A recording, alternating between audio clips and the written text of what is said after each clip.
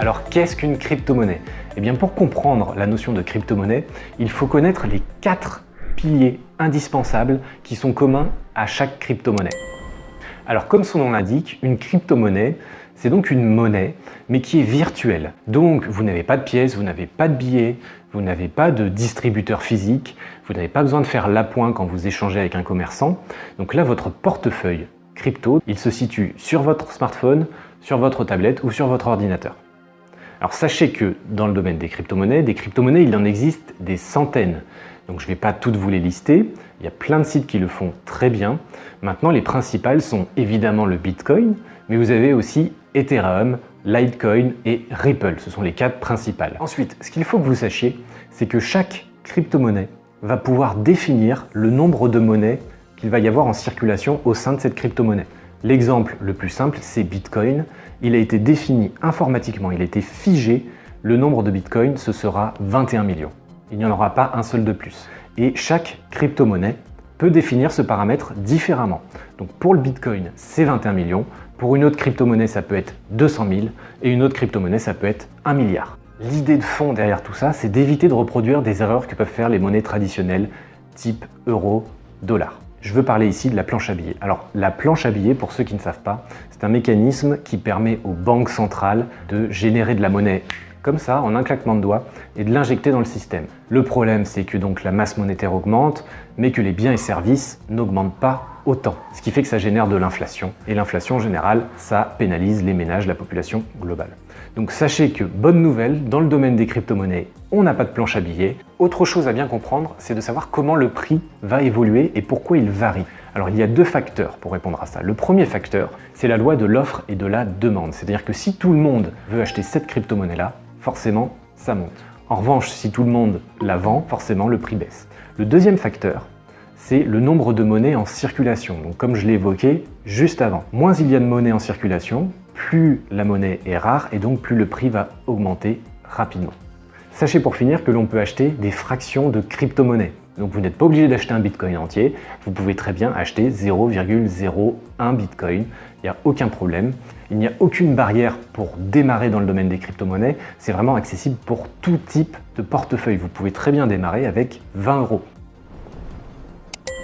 Les crypto-monnaies s'échangent de pair à pair, c'est-à-dire d'une personne à une autre sans intermédiaire bancaire ni intermédiaire financier. Vous avez juste en gros un réseau informatique qui s'occupe de votre transaction, mais ce n'est pas un établissement bancaire qui s'en occupe, ce n'est pas un établissement financier.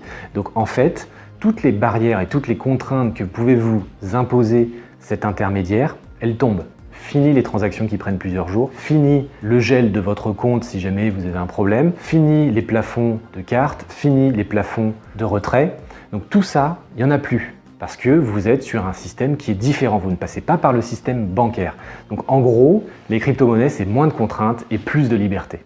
Pour que vous compreniez bien, je vais vous donner 2 exemples qui, moi, m'ont marqué lorsque j'ai démarré dans les crypto-monnaies. Le premier exemple, je devais un resto à un ami, c'est-à-dire que je devais 20 € à un ami qui lui-même démarrait dans les crypto-monnaies. Donc on a fait un deal, je vais t'envoyer 10 € via un virement bancaire classique, et je vais t'envoyer l'équivalent de 10 € en crypto-monnaie. Comme ça, on pourra un peu comparer et voir les performances des 2 techniques. Donc là, il n'y a pas photo. Quand on fait 2 virements, c'est 10 fois plus rapide de passer par des crypto-monnaies que par un virement bancaire classique. Donc ça, premier exemple. Autre exemple, je voulais envoyer de l'argent à mon frère pour son anniversaire. Mais le problème, c'est que mon frère, il était aux États-Unis à ce moment-là.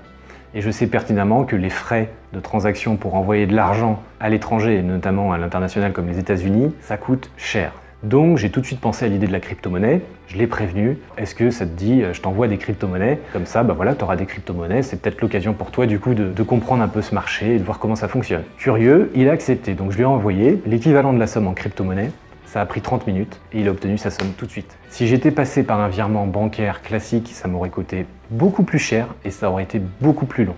Ce qui est réellement fascinant en fait dans l'univers des crypto-monnaies, c'est que vous possédez à nouveau réellement votre argent. Et ça n'a pas de prix en fait. Moi je considère que c'est toujours mieux d'être propriétaire de son argent. Maintenant qu'on a vu que les crypto-monnaies, elles s'échangeaient de personne à personne sans passer par un intermédiaire. Vous allez me dire, ok, mais il y a bien quelque chose qui fait que la monnaie elle passe d'un point A à un point B. Oui, derrière chaque crypto-monnaie, il y a un protocole de communication et un réseau informatique qui permet de faire tourner le système et de faire justement ces transactions. Chaque crypto-monnaie peut paramétrer un peu la façon dont ce réseau va s'orchestrer. Alors je vais prendre l'exemple du réseau Bitcoin parce que c'est le plus connu et parce qu'il est aussi très intéressant à analyser. Donc comment ça fonctionne ce fameux réseau Bitcoin? Eh bien tout type de personnes, c'est-à-dire vous, moi, n'importe qui dans le monde qui dispose d'un ordinateur et une connexion Internet peut télécharger, on va dire, le logiciel Bitcoin qui permet de se greffer au réseau Bitcoin. C'est-à-dire qu'en quelques clics, on peut participer au réseau Bitcoin. Ok, donc ça veut dire que votre ordinateur, il va tourner et il va permettre aux transactions de se produire. Vous ne faites pas forcément les transactions, vous participez au réseau Bitcoin qui lui fait des transactions. Il y a des gens qui s'échangent des crypto-monnaies, du Bitcoin en permanence. Donc vous participez au réseau. Mais bon, c'est bien beau de participer au réseau, mais vous allez avoir besoin d'une contrepartie. Vous n'allez pas faire tourner votre ordinateur comme ça sans raison. Vous allez consommer de l'électricité, vous ne serez pas du tout rentable. Donc pour ça, ça a été prévu dans le code Bitcoin. Il y a des récompenses pour tous les participants au réseau. Donc c'est ça qui est génial avec le Bitcoin. Ça a été pensé dans le code. Il y a des récompenses pour les participants et les participants entretiennent le réseau.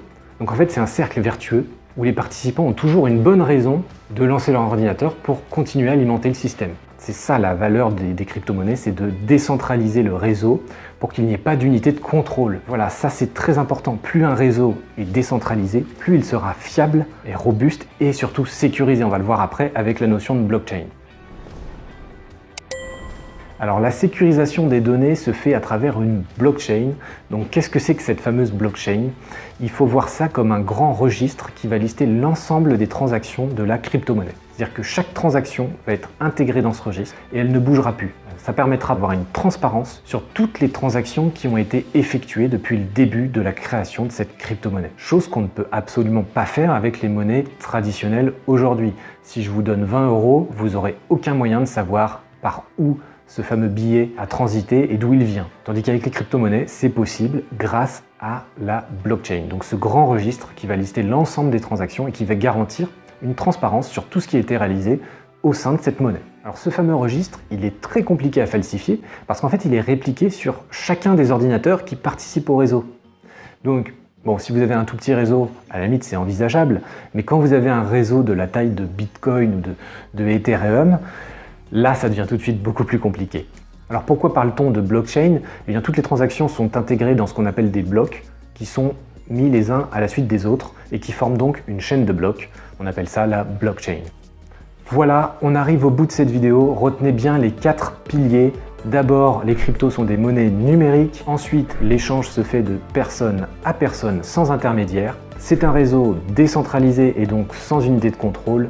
Et enfin, les données sont sécurisées au sein de la blockchain. Si vous avez retenu ça, c'est déjà énorme. Vous partez sur de très bonnes bases.